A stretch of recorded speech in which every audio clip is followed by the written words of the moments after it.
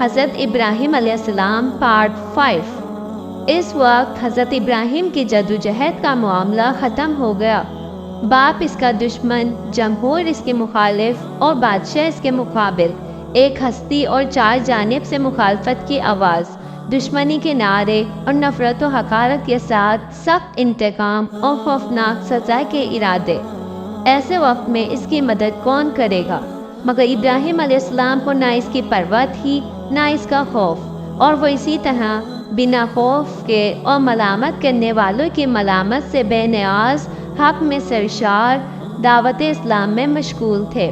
ایسے نازک وقت میں جب تمام انسانی سہارے ختم اور دینی اسباب ناپید، اس وقت بھی ایک سہارا حاصل تھا جس کو تمام سہاروں کا سہارا اور ساری دنیا کا سہارا ایک اللہ واحد کے سہارے پر مبنی تھا۔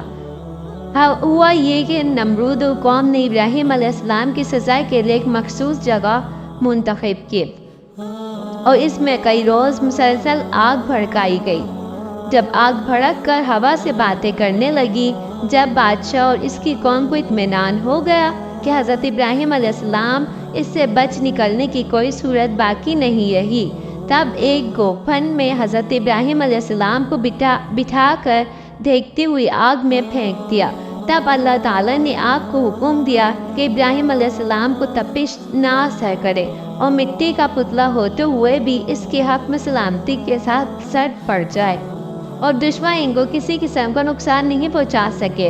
اور ابراہیم علیہ السلام دیکھتی آگ سے صحیح سلامت نکل آئے۔ اب حضرت ابراہیم علیہ السلام نے فیصلہ کر لیا کہ وہ کسی دوسری جگہ جا کر پیغام الہی سنائے اور دعوت حق پہنچائے، اور یہ سوچ کر وہ فدان حرام سے ہجرت کا ارادہ کر لیا۔